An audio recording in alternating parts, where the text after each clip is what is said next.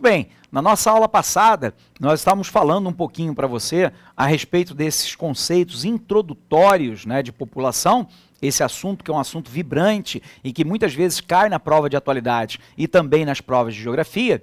E nós havíamos falado, né, que desde o primeiro censo realizado no Brasil, que tenta, na verdade, identificar quem são aqueles que moram no território brasileiro, qual é o sexo masculino ou feminino, qual é o seu perfil de idade, de renda, localização geográfica, dentre outros fatores, nós havíamos falado que o primeiro censo de 1872 dava algo próximo aí para o Brasil, algo em torno de 10 milhões de habitantes. E que, em 2010, nós já passamos para um patamar muito mais elevado, algo próximo aí de 191 milhões de habitantes. Na nossa aula passada, nós havíamos falado também sobre o conceito de população absoluta e de população relativa. Então, para a gente começar, né, essa questão no dia de hoje, eu quero que a gente veja um gráfico, para a gente poder acompanhar como que os brasileiros foram evoluindo ao longo do tempo histórico. Tudo bem? Vamos conferir? Dá uma olhada para lá. Então, nós temos aqui um gráfico bacana sobre o número, vamos corrigir aqui, sobre o número, né, de habitantes do Brasil. E observe, né, que lá em 1870 o Brasil tinha aproximadamente 10,1 milhão de habitantes.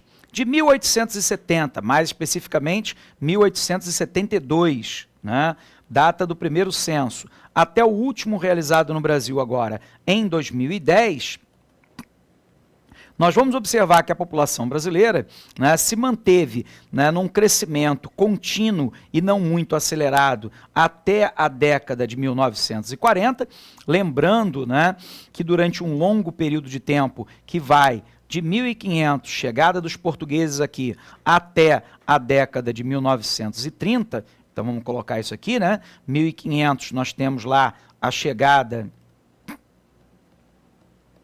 dos portugueses, e, a partir de 1930, nós temos aí a mudança da matriz econômica.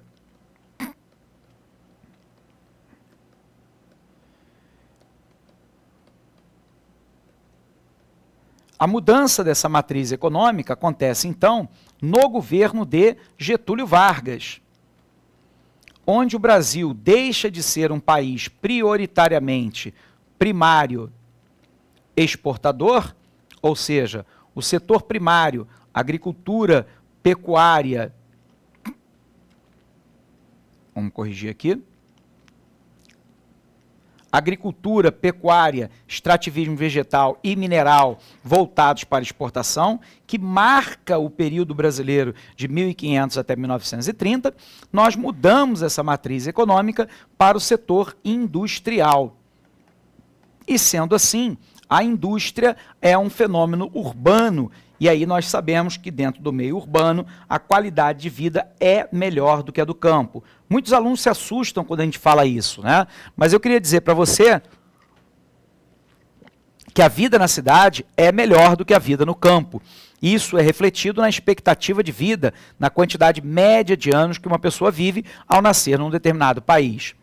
Então, de 1872 a 1940, observe que a população brasileira sai de 10 milhões de habitantes para um pouco mais de 40 milhões. No entanto, de 1940, no intervalo agora até 2010, portanto, num prazo aí de 70 anos, a população brasileira sai de um quadro de 41 milhões para 191 milhões.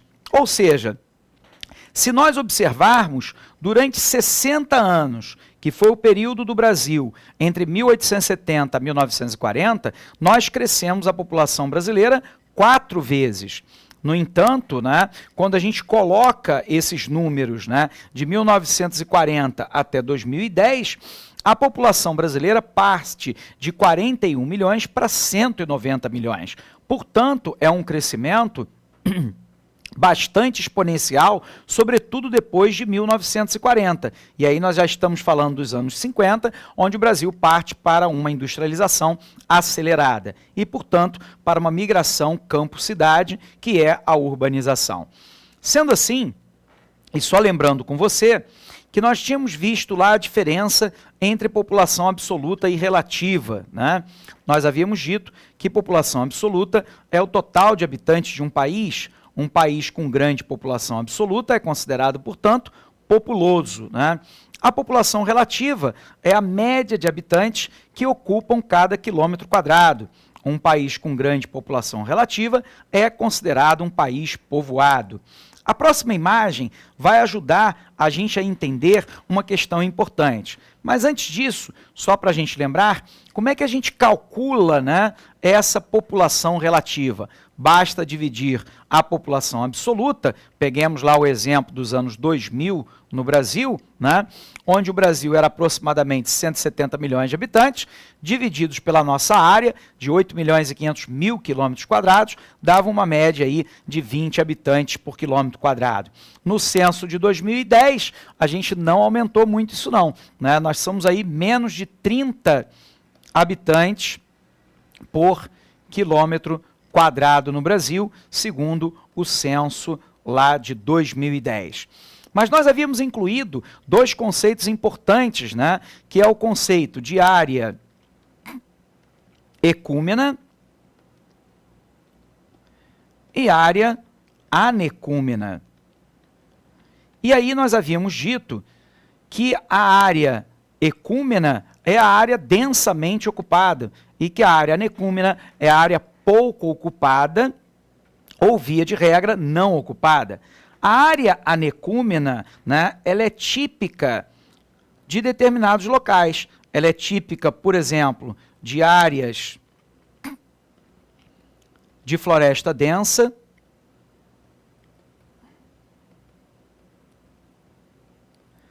zonas polares,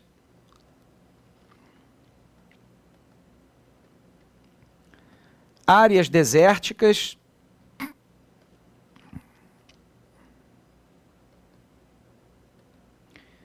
elevadas altitudes.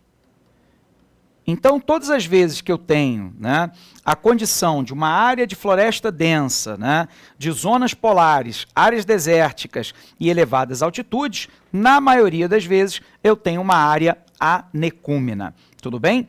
Vamos passar então, né, para essa imagem aqui, que nos ajuda a entender o aumento da população mundial. A gente vai observar que de 1804 até 1927, portanto 123 anos, nós levamos enquanto humanidade para passarmos de 1 bilhão de habitantes para 2 bilhões de habitantes. Porém, nós reduzimos esse prazo para 32 anos para passar de 2 para 3 bilhões de habitantes. E ainda reduzimos em 15 anos para passarmos de 3 para 4 bilhões. 13 anos para 4 para 5, 12 anos, né? Nós temos então na passagem de 5 para 6 bilhões e 12 anos novamente de 6 para 7. Se você observar, ao longo do tempo histórico, nós fomos encurtando, né, o prazo de tempo necessário para acrescentar mais 1 bilhão de habitantes no planeta. Sendo assim, a gente precisa tentar entender como é que funciona essa dinâmica. Então, vamos puxar lá um slide, né? Quando nós estamos falando, né, a respeito do crescimento populacional, é importante que você se recorde, né, que esse crescimento vai passar por fases. A primeira fase, que é uma fase extremamente longa, né, em termos de Brasil, só para a gente ter como referencial, ela vai de 1500 até o século XIX, nós vamos ter lá uma elevada, vamos corrigir, uma elevada taxa de natalidade, porém, nós teremos também uma elevada taxa de mortalidade. O resultado é que a população não cresceu muito durante esse período. A segunda fase, no Brasil e no mundo, será mais ou menos aí entre o século XIX e meados do século XX. Nesse momento, acontecerá aquilo que nós chamamos de revolução médico-sanitária. E essa revolução médico-sanitária irá contribuir, e muito, né, para que nós avancemos com a medicina, vacinação, medicamentos e também, e fundamental, hábitos de higiene. Ou seja, esses fatores somados vão permitir, na segunda fase, uma queda acentuada da taxa de mortalidade. Se eu tenho uma queda da taxa de mortalidade, automaticamente eu estou vivendo um momento de aumento da expectativa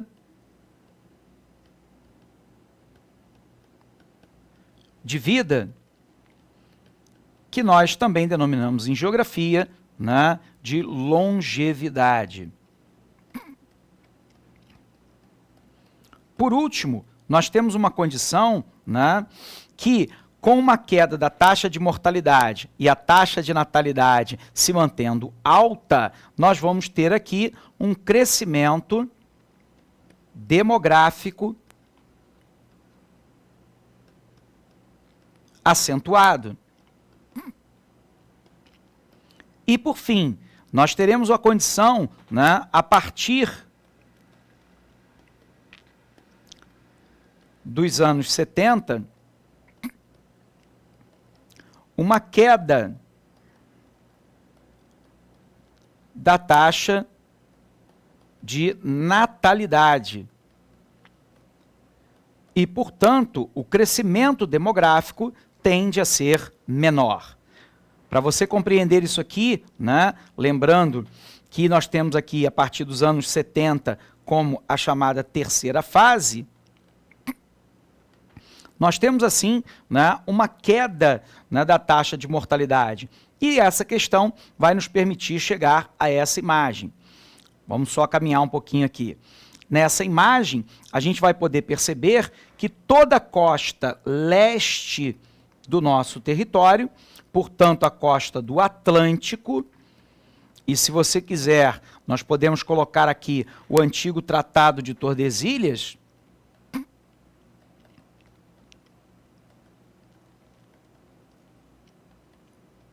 onde você vai perceber que toda a área leste é uma área ecúmena. Porém, o Brasil tem verdadeiros vazios demográficos.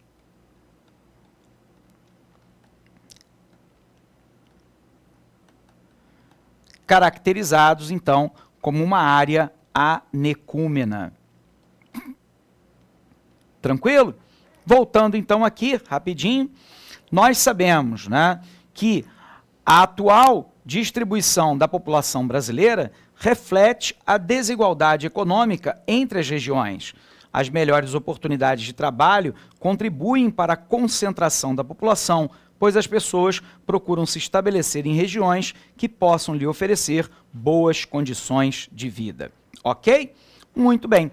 Com isso, então, nós encerramos mais essa parte da nossa aula, agora tentando entender como é que essa população mundial começa a se acelerar cada vez mais rápido, a partir da passagem da primeira fase, com uma taxa de natalidade e mortalidade elevada, para uma segunda fase, revolução médico-sanitária, com a queda da taxa de mortalidade, e, por um outro lado, mais recentemente, a queda da taxa de natalidade. Ok? Grande abraço! A gente se encontra na próxima aula.